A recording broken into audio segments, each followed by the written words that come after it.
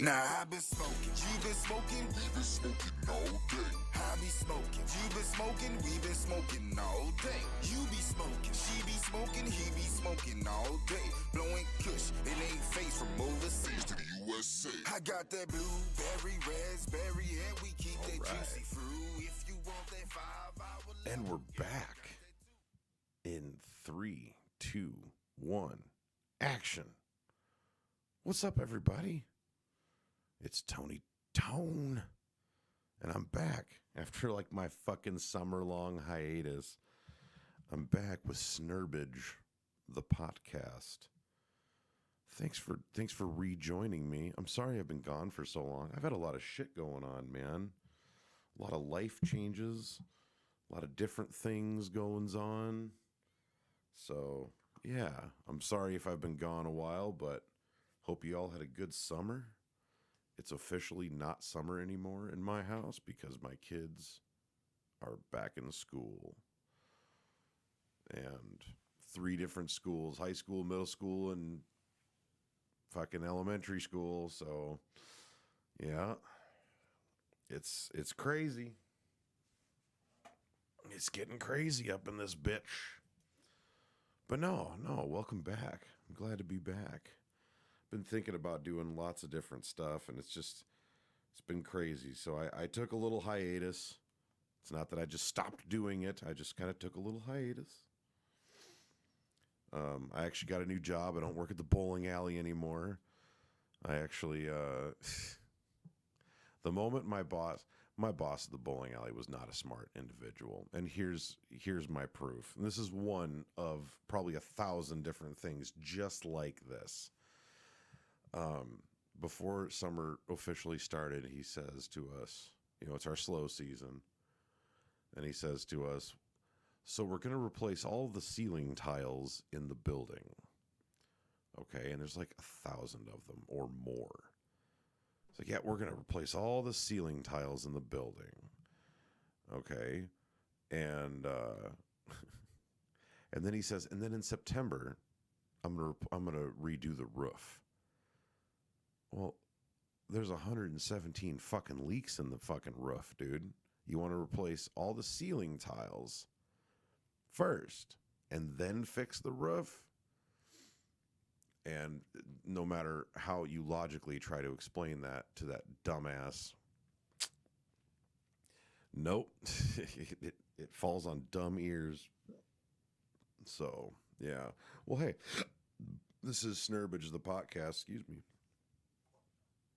And so we got to smoke some Snerbidge about it. Let's smoke some Snerbidge together. It's been a while. I'm currently hitting this stuff called the Hella Jelly. Hella Jelly. And I've been digging on this, man. This is some good stuff. And but this is a little bit different though, because I got the Hella Jelly in there and I haven't been in my fucking office for a while. And so my grinder's sitting here and it's got a bunch of keef in the bottom of it. So I sprinkled some keef on top. So Hella Jelly with some sprinklings of some keef on top, which is totally okay with me. So yeah, that's what we're smoking here. Let's give her a taste.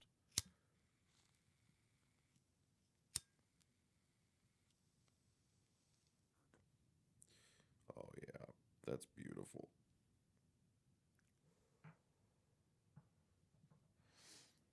But yeah, new job. I put it out on Facebook that I was a bartender looking for bartending hours, and I got a slew of people, businesses trying to get me to come bartend for them because everybody's short everywhere, And one of the businesses that reached out was this place out at a lake. It's a lodge and resort, and I was like, God, I don't want to fucking drive all the way out there, But they pitched the best wage to me. All these other people were like pitching the fucking, serving and bartending wages and shit like that from like yesteryear where it's like $5.50 an hour plus tips. It's like, dude, if I have a shit night and tips, I need to have a good wage, man. I cannot rely solely on the gratuity of others to survive. I got 4 fucking kids, man. So I took the one with the best wage and I work out at a lake now at a resort. and they seem to like me out there, and I like it out there. The boat people treat me very well. Fucking a bunch of Sammy Hagars and fucking Jimmy Buffett's out there just sipping on their rum drinks and taking shots at Tequilas O'Neills all fucking day, dude. Just wanting to get wrecked on their fucking boat. It's a different crowd than pretty much any other bar I've ever fucking worked at and shit. What really fucking sucks though, like it doesn't suck. It's cool. It's a double-edged sword. I got this great fucking view. Like there's windows, you know, lining the outside of the place and stuff, and so you can see out there. You can see the lake and all the fucking greatness on the lake and shit like that. But then again, I'm at work and I'm like sitting there. Usually I'm working at a bar and it's, you know, there's no windows. Oh man. But no, what I was saying earlier is I've been doing stand up ever since gosh, I think it was March. I started doing stand up, and every last Sunday of the month they have stand up go on. They do an open mic kind of a thing every last Sunday of the month here, and it's kind of a small place. And so I go and I do stand up. I missed June, I think it was. Yeah, June I missed because I was not feeling very good about what I had for material, and yeah, it was kind of a crunch kind of a thing, and I didn't. Usually I'm pretty good in a crunch when it comes to doing new material, because here's the thing, man. Most stand-ups have outlets other than just one venue. You know, I have one venue right now. I do not have the luxury to go anywhere and do stand-up.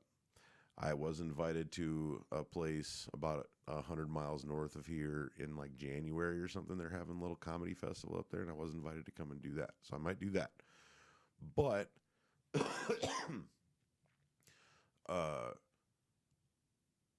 know, I do it to one crowd, and most of the time it's, you know, it's mostly the same people and shit. So I've seen guys, performers and stuff like that, comedians and stuff, come in there and work out their jokes, but at the same time it's like, dude, every single time we see you, you're doing the same jokes, and it's, you know, so I don't like doing that. I like coming there with fresh shit all the fucking time, which has led me to having like almost 5 hours of nonstop different material, because I record most of it. So hold on, I'm gonna hit this shit.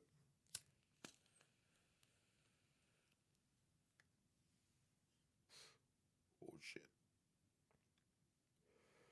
You get that bowl fucking like a little plugged up or something, then you hit it and it fucking pulls through. Oof. So I like coming with new stuff, and you know, so that's something I've been doing, and that's one of my like bucket list things, man. One of my bucket list things is to like go to New York City for like 2 or 3 weeks and do nothing but the stand-up circuit. Just do nothing but open mics all the fucking time, anywhere I can do them for 2 or 3 weeks, and then I'll be okay, you know. And then I can die happy just to know that I did stand up in New York City. And if it happened to be LA or something like that, I'd fucking do that too, whatever. But New York City is really, I think that's more my vibe, you know? So, New York City. Speaking of bucket lists, I actually got to cross something off my bucket list last month. And that was, so I've said this before. I got into playing guitar because of Eddie Van Halen. I heard Fair Warning, the album Fair Warning, the opening track, Mean Street, and I was fucking hooked. Fucking Eddie Van Halen, greatest guitar player ever. And I mean, in my eyes, you know, one of them. I have a Mount Rushmore of great guitarists. Maybe we can get to that in a minute. But Eddie Van Halen, I've always had a special place in my heart for Eddie Van Halen. And I've never, ever picked up an Eddie Van Halen Wolfgang guitar, because they make them. If you go to EVH, I think it's evhgear.com, but it might just be evh.com. I can't remember. But EVH guitars, just type that into Google and you'll find it. But he's had his own line of guitars out since the 90s.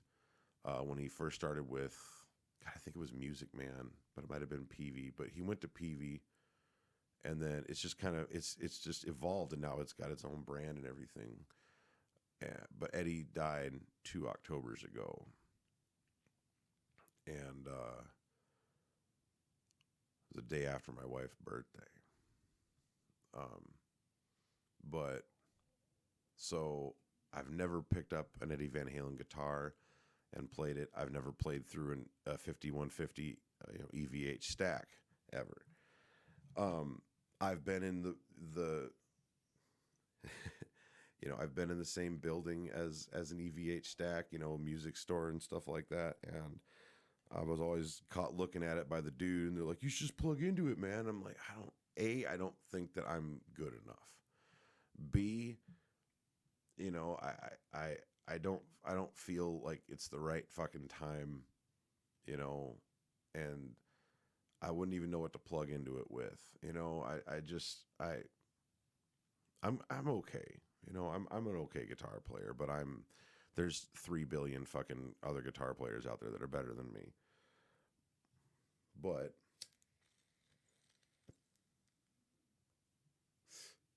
and every time I go down to the music store, they're always telling me, "Hey, you should fucking plug into the 5150 stack." And I'm just like, it's not the right time. It's not the right time. It's not the right time. But my dad came to town, and we go to the music store together, and I walk in, and there's this beautiful EVH Wolfgang guitar sitting there. And I've never played a Wolfgang guitar. Never even picked one up. But it's sitting there, and my dad and I were both looking at it and shit, and they have a 5150 stack back there. And so I said at first my dad was like, "You should plug it in, man. You should plug it in." I was like, "No, it's not. You know what? It is. It's the right fucking time, dude." And so I sure shit did, dude. How old was I? 12? 12 maybe when I heard Van Halen first. So, 25 years. 25 years later, I'm picking up an Eddie Van Halen guitar and plugging it into an Eddie Van Halen amp. And I'm not Eddie Van Halen. So, obviously I'm not going to plug this stuff in and become Eddie Van Halen. I'm still Tony on the guitar. So it still sounds like me. But that was special for me, man. Plug in and shred a little bit on some EVH gear. That's a bucket list. God, if you guys heard that, my stomach is going nuts. Feed me, Seymour. Feed me. No, we're gonna smoke our appetite away. My fat ass could use a meal off. Jesus.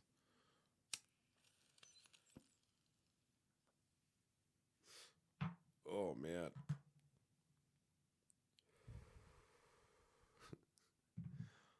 So I'm working at the lake, right? Anyways, I get a fucking phone call one day, or it was a text. It was a messenger, Facebook Messenger, and it's this old friend of mine from when I was a kid. His name was Adam, and not the Adam that was on the show, but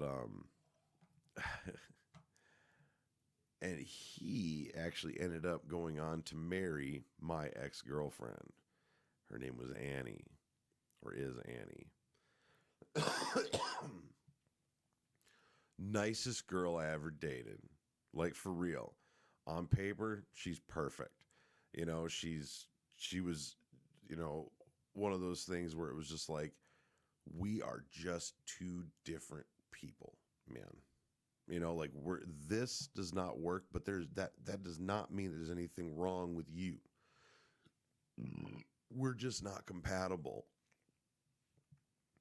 And the thing about it was, she didn't like the fact that I smoked weed. I remember I used to get shit plowed at the fucking bar, and she'd come and peel me off the fucking bar. I wasn't even 21. She'd still come in there and peel me off the bar and take me home and be all nice to me and fucking shit like that. And then, and I'd be hammered drunk.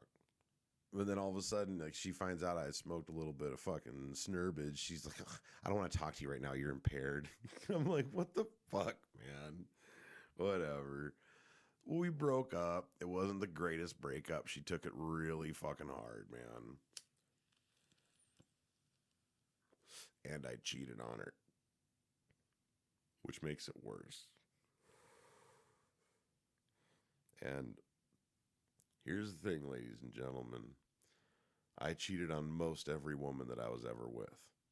Like, I'd get to 6 months, and I would, there'd be some little hang up with it that I just couldn't get over, you know, and most of the time it had to do with me smoking weed. But there'd always be some little fucking hang up that I just couldn't get over, but none of them were bad people. And so I didn't want to, like, you know, I didn't want to break their fucking hearts. But then I'd get into a situation where, you know, the options are there and you make stupid decisions being fucking 20 years old, you know, and below. So yeah, I cheated on a few different girls, man, hardcore. And so yeah, she took it hard, man. She took it hard as expected. She fucking hated me for years, man. And, you know, there was an incident, like, it was when Superman Returns came out, way back in like 05, something like that, 05, 06. My cousin and I went to Superman Returns, and she was there with Adam, my old friend. And I don't know, I was 20 years old and fucking talking shit like in the movie theater and shit like that. Like, not like excessively, but they heard me say something. I don't know what it was. I couldn't tell you what it was, but I was sitting there talking shit because I was a fucking dumbass, man. But anyways, so yeah, it didn't all end very well. And then after her, you know, blah, blah, blah, there was a couple other girls and stuff. And then I met my wife, and I made it past 6 months with my wife. Didn't have any urge to cheat on her at all. And then it got to like, and I was like, holy shit, I made it past 6 months. Then it got to a year, and then it got to 2 years. And it was just like, holy fuck, you know? And then after like 3.5 years, I fucking was like, dude, I have no want to cheat on this woman. Like, there's, you know, I love her to death. You know, that this is the only woman I need to be with. She's my best friend. So I'm going to pop the question. We've been together since 2007. I had just turned 21. I was 21. I was about to turn 22 when we met. So yeah, I mean, a lot happened between 18 and 22 with me.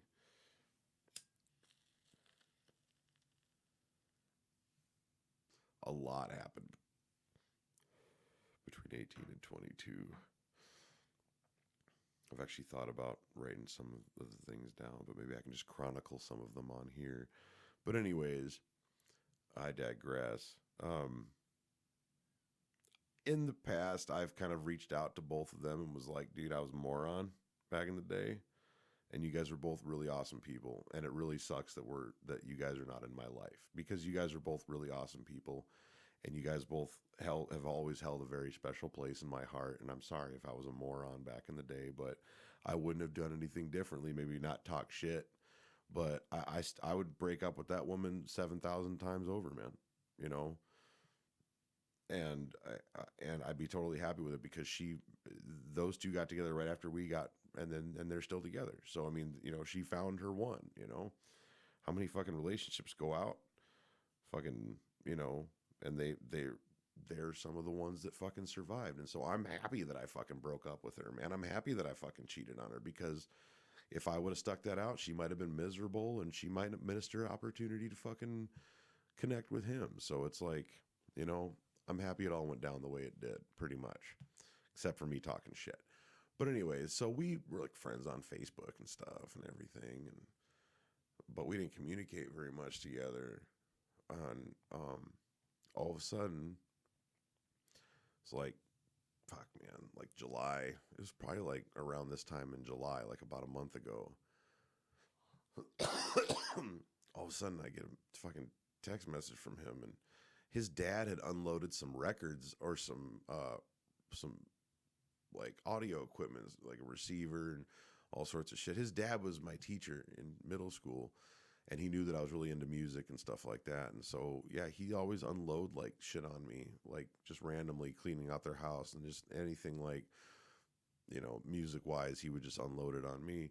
And so all of a sudden Adam fucking calls me or texts me, and he's like, "Hey man, I got a shitload of fucking movies from my grandma's place, you know, and I don't want to fucking, I don't want them. I don't want to, you know, do you want them?" And I was like, "Yeah, sure, man." He's like, "Well, why don't you, you know, come on out to my parents' house and stuff. We're in town and everything," because they don't live here. And I haven't seen Annie in shit, dude, 16 fucking years. And it's like, okay. And so they just had a kid. They had a kid who's like fucking 2 or 3, and she's pregnant with another one. I haven't seen either of these people in 15, 16 years, man. And the last time I saw Annie, she was not happy with me. Like in the flesh, like the last time that I was actually in Annie's fucking presence, dude, she was not fucking happy with me. So, yeah, dude. So it was trip. It was cool. Like I gave him a big hug, dude. You know, he's one of my oldest fucking friends, man. It was really good fucking seeing him and just reconnecting and stuff. And it was fucking weird being in Annie's presence again, because we shared some good times, man. We shared some good moments, you know, beyond intimate sexual relations and stuff like that. We shared some good moments, you know. She was a good girl, a good woman, you know, really, really awesome chick. And, you know, I have nothing but love for that woman. She never really did me wrong. She just disapproved of my lifestyle. Funny thing about that is we're sitting there and we're talking, and all of a sudden fucking, you know, it comes up that, you know, they might not smoke it, but they're totally cool with it and shit like that. I'm like, well, isn't that funny? You know, like how her opinion has changed on it since me and her were together. There was a girl that I dated once. Her name was Mallory. I might have said this story before, but we broke up because she didn't like me smoking weed. And speaking of which, let's take a hit. Mallory, hold on. Hella jelly.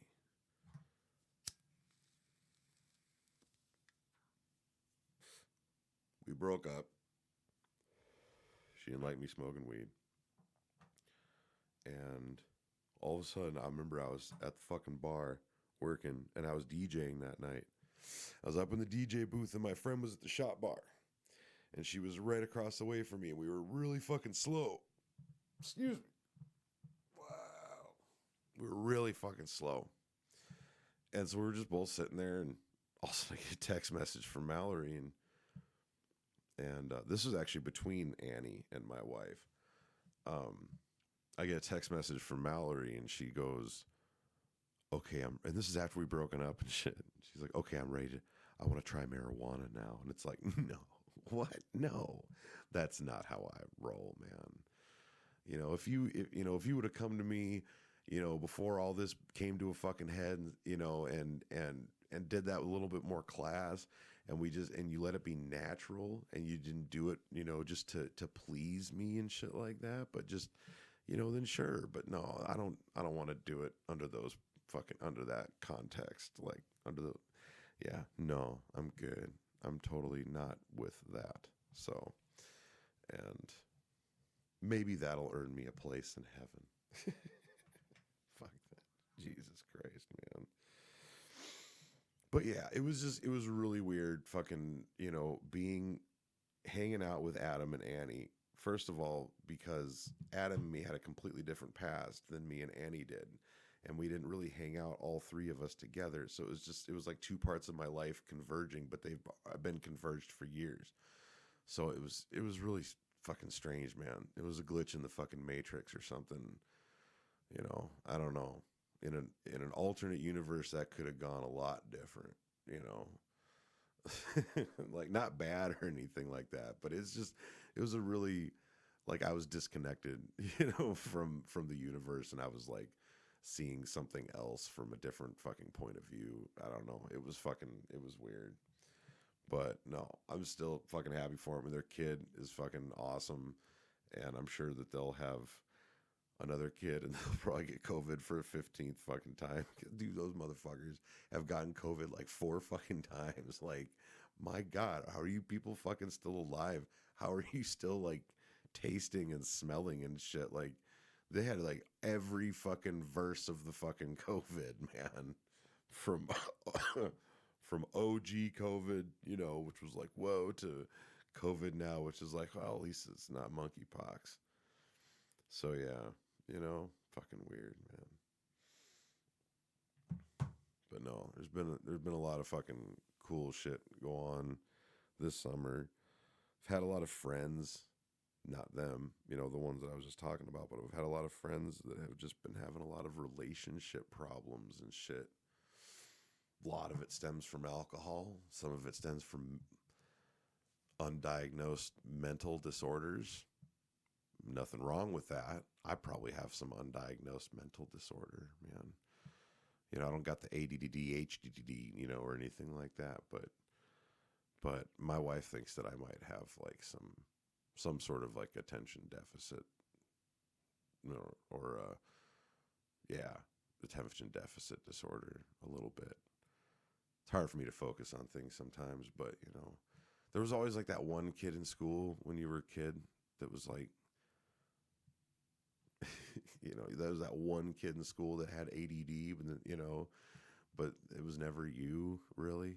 Maybe it was you and you were that one kid in school, but there's just so much mental stuff going on these days and everything. So it's just like back in our day, it was like, if you were different, you were just weird, like, but they didn't think about, kids having, depression or anxiety or, more kids being on there was a whole spectrum of autism, and not just like, it's not a retardation or anything like that. It's like a completely like just a mind fuck of possibilities, autism and shit like that. So it's just like, yeah, man, so much shit's just been fucking crazy, man. But yeah, there's weird kids, and I was one of them. But my wife's been doing really good this summer too. Like, I think she had her uterus taken out in April. And ever since then, she's had a little bit of an awakening, and it's been nice. And she has some undiagnosed stuff that she's kind of working on getting diagnosed and everything. One of them's being autism. And look up, I'm not going to get into how fucking crazy it is for like women to be diagnosed with autism as being, women or girls, any age. It's harder for them to be diagnosed on the autism spectrum because like doctors just think that bitches be crazy, and so that's a mind fuck of a rabbit hole to go down. But no, my wife, she had her uterus out, and it's just she's been more active and involved, I think, and she hasn't, she her anxiety and depression have been a little bit down, and I don't want anybody to take this the wrong way. She has started, for years, most our entire relationship, neither of us have ever been really big drinkers, but she's been having a couple here and there, and it's been nice because she's not as she can come down and hang out while I'm working and stuff like that, and she doesn't always have to drink, and if she does, she only has like one and then she leaves. But that wasn't something that she would ever do. Like when I worked at any other place, she would never come down and just hang out at the bar and just, talk to me and just, talk to other people. Like, she's been, it's been really, really nice. It's been a whole different person. I mean, I still love the person, beforehand and stuff. And she's she's just coming into her own a little bit, I think. And, with the kids getting older and shit, it's been nice. So, I'm really proud of her. She's made some really good fucking steps. And mental illness is fucking crazy, man. But I don't think she's mentally ill. She has some issues, and stuff. But no, it's my wife. She's awesome, and she's had a great summer. We've had a great summer together. So yeah, I love my wife. Hold on a second. Here's to my wife.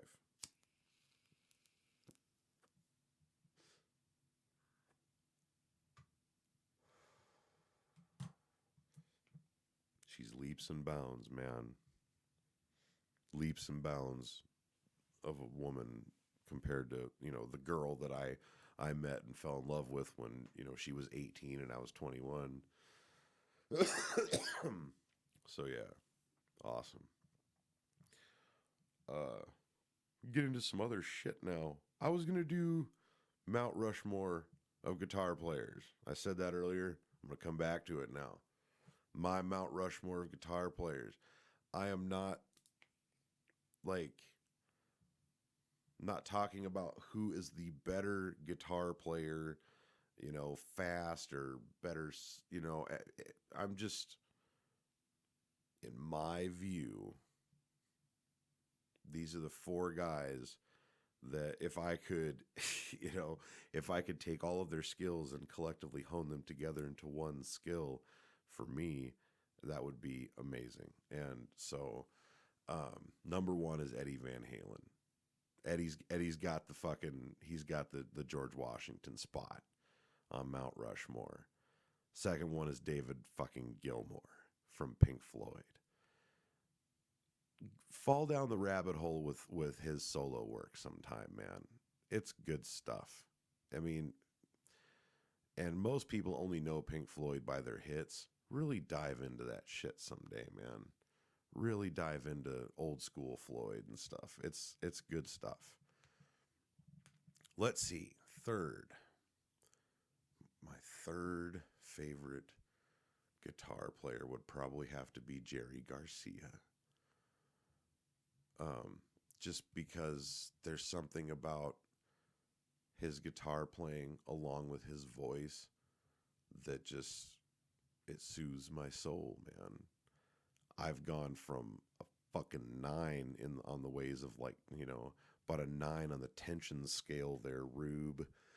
But I've gone from being that jacked up and amped up and shit like that, and I put on one Grateful Dead song, and Jerry calmed me down to about a 2. And yeah, fucking Jerry Garcia. I'm supposed to name a fourth one now. That's really fucking difficult. Hold on a second. Let me think.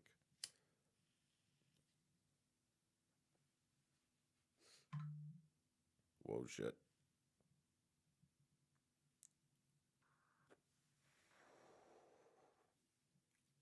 Oh, man.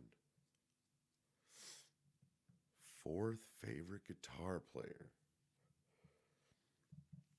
It would probably have to be Stevie Ray Vaughan. Stevie Ray Vaughan, fuck, man. That everybody talks about all, if you could go back in time or if you could have bring one of these musicians back and stuff like that. God, Stevie Ray, man. I would love to go back in time and fucking see him at the El Macambo or, fucking Austin City Limits or something like that. Fucking, God, that guy was fucking amazing. Just phenomenal guitar player, man. But, so yeah, music. Fucking, I want to do a little bit of a spotlight on a movie that I watched that you guys probably fucking have all seen or heard. I'm not going to bring a lot of spoilers into it, but I'm going to talk about it. And I watched Prey, the new Predator movie on Hulu. And if you haven't watched it and you've watched the other Predator movies or not, you really don't have to have watched the other Predator movies, really. Because technically, this is a prequel to all of them. So, you know.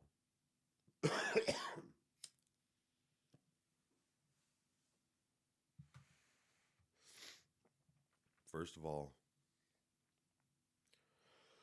excuse me.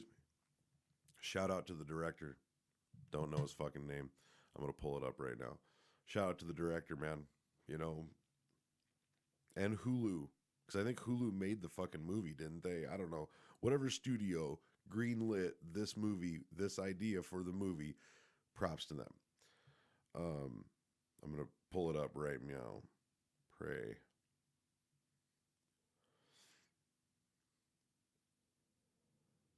Dan Trachtenberg. Yep. And Amber Midthunder as Naru, the lead girl in Prey. Great fucking Predator movie, dude. It was amazing. Props, but the reason why I give props to the director in the studio is there's not a lot of movies centered around Native Americans, even fucking horror movies like this. You know, Native Americans are very fucking not, you know, name me, you know, hey, white people, name me 3 fucking movies specifically about Native Americans that actually star Native Americans, you know?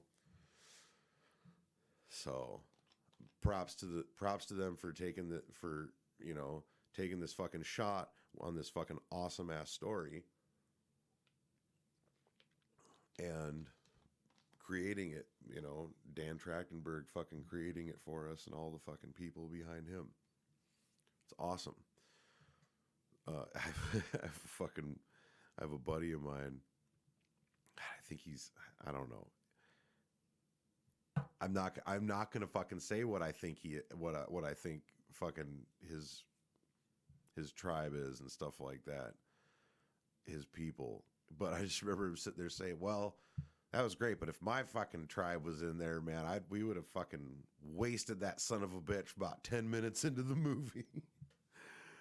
But no, he loved the movie and stuff. He was like, that was a fucking amazing movie, but if my people were there, we would have fucking wasted that fucker 10 minutes into the movie and shit. But no, Eric, you're fucking funny, dude, man. But no, dude, it was awesome. The only complaint that I have is just too much CGI. You know, I like things to look realistic and not CGI, I guess. You know, I'm one of those movie snobs that I would rather see a blood squib, you know, 80s blood squib explode out of somebody's fucking chest than, you know, have digital fucking bullet holes and stuff. And the Predator's face was digitally done, some of it, you know, and there was like a whole fight scene between the Predator and some big fucking animal. I'm not going to say what it was, but yeah, man. And it was really fucking, I don't know. I know that scene, you know, you can't have a Predator fight.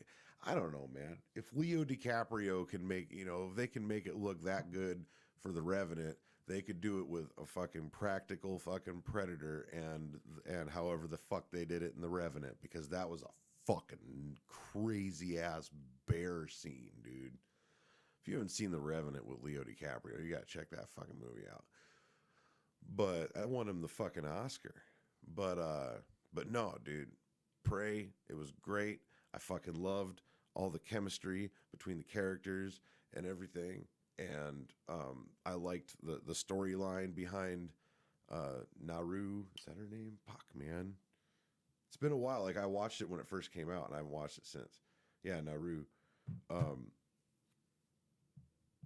Yeah. I love the chemistry between all of them and the whole backstory as to, you know, she doesn't just want to sit back and fucking grind shit into soup and stuff like that. You know, she doesn't want to she wants to go out there and fucking hunt, motherfucker.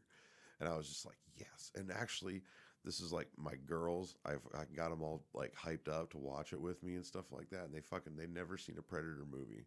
I think they watched Predator with me like back when they were like 3, but you know, who the fuck remembers that shit? But no, they were fucking into it, dude. They were fucking into it. My girls have been watching a lot more stuff with me lately. Now that they're getting older, I can start showing them stuff, you know, that's a little more complicated and everything. And they're loving some of the movies I'm busting out, man. They are. And my boys, they're not so much into movies, but man, my girls, they like a good movie yarn just like me. So yeah, I've been but Prey was a great fucking movie. Besides the fact that I just thought it used a little bit too much CGI. Other than that, it was the perfect fucking Predator movie, man. You know, and nothing's gonna outdo the first one in my book. This one is fucking second though. My third is probably Predators with Adrian Brody. I actually really liked that movie. Fourth one is Predator 2 with Danny Glover. That had it was so it was 1990, but it was so 80s though, you know, and like had the fucking like the voodoo Jamaican fucking gangs and shit like that, just like the stereotypical fucking gangs and from 80s movies. And it's like that's where a lot of racism comes from, dude. You know, being a kid in the Midwest watching movies and shit like that, a lot of like 80s action movies and stuff featured black gangs and Asian gangs and like some Russians and shit too. But it was the blacks and the Asians gangs. That's where you get the whole like, oh, they must all be in a gang, or oh, they must all know karate. You know, like that's some racist shit that, you know, was going on back in the day. Thankfully, Danny Glover was in the movie, which was such a weird random role for him to be in, I guess, but it was just, I don't know, man. That was really weird. I guess they wanted Patrick Swayze to be the, you know, Harrigan's role in that movie, but then they got Danny Glover. I mean, Danny Glover is an amazing actor, and he's done so much action and shit, but it just seemed so like, what? Like, okay, Danny Glover, let's do this. And it was Murtaugh fucking, you know, more pissed off without Riggs hunting a predator.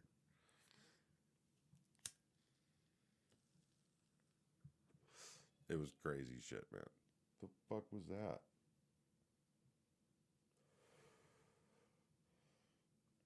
But yeah, man. Prey was a great movie. Predator 2. That's where I was. It's on Predator 2. Do you want some candy? Fucking the little kid in Predator 2. The predator walks up on this little kid. The kid just gets all scared. Do you want some candy? And then later on, fucking he's like the predator fucking imitates that at Danny Glover in like a really fucking harrowing scene and shit like that. Do you want some candy? It's like Buffalo Bill from fucking Silence of the Lambs. Hey, you want some candy? Put fucking lotion in the basket. Fucking Chris Griffin and shit. Is she a great big fat person?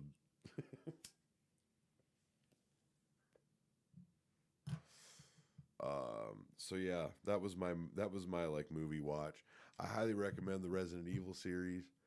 I think it was on Netflix. One of my daughters and I watched that whole thing together in like, I think it was a whole day. Maybe it was 2 days. Yeah, it was 2 days. I think that was when we had COVID. Yeah, that was when we had COVID. We got COVID this summer, got the Rona. That sucked, but I didn't lose my taste or smell or anything like that. But yeah, got COVID.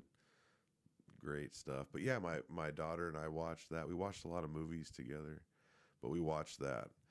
And that was a pretty good series. But no, I've been listening to, and this is going to sound weird, man, but these guys are good shit, man.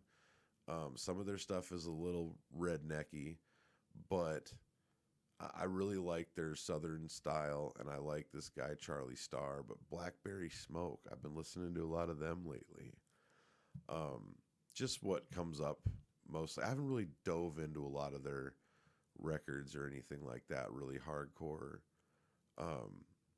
It's just mostly what I find on YouTube when I'm driving to work and, doing all that shit. But, yeah, Blackberry Smoke, they're like a Southern rock band. And they're, and Charlie's, this guy seems like cool shit because he jams with, Warren Haynes and the Black Crowes and all that stuff. And I dig his vibe. I dig his guitar playing. His guitar playing is really solid. And, yeah, he seems like, he's not one of those just like cut and paste fucking like country bands or stars or anything like that. Like they got their own style to them, and I dig it. They do a lot of covers and they cover shit really, really well. But then their shit that I've heard, I've only maybe heard about a dozen of their original songs. But yeah, good stuff. Blackberry Smoke, check them out. Oh, hold on. There we go. Yeah, man. So I think it's almost getting to be about an hour. I think I might wrap this up. That's kind of my little recap from the summertime. Summer 2022. It was a good time. I'm sorry I was gone for so long. Not that anybody gives a shit, because nobody listens to my podcast. But, yeah, if you are listening to my podcast, thanks for stopping by. You guys have a good school year, everybody. Parents and kids. Everybody. It seems like school touches so many different people in so many different ways when it's in session. So, to everybody out there, it's in the grip of school in some way, shape, or form. Even if you feel guilty because you should be going to school and you're, not going to, you want to go to college, but you can't go to college right now and you feel guilty about that. Just for everybody, man. You guys just have a good school year. My favorite holiday of the year is coming up, Halloween. And I'm going to see what the fuck's going on out at my job for that, because I work at a bar. So Halloween on the lake. But yeah, man, you guys take her easy, and I'll be back soon. My name's Tony Tone. I'm kind of baked out, man. And this is Snerbidge The PoTcast. And this is episode 18. We're smoking on the hella jelly with some sprinkles of the Keefers, of the Kiefer Sutherlands. That's right. You guys keep it fucking real. Thanks to my artist, Sheldon Starr, and my other artist. Fuck. Oh my God. And my other artist. Hold up. Wait a minute. Let me put some pimpin' in it. Just gotta fucking find it. That's not the right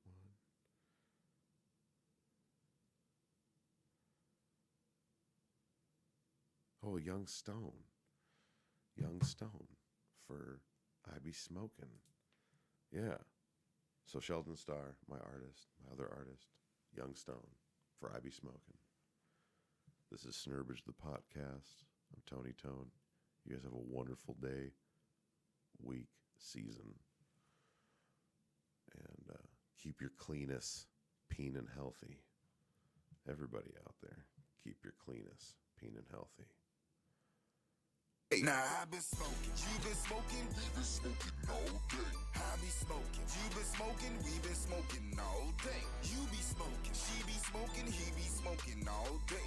Blowing kush, it ain't face from overseas to the USA. I got that blueberry, raspberry, and we keep that juicy fruit. If you want that fire.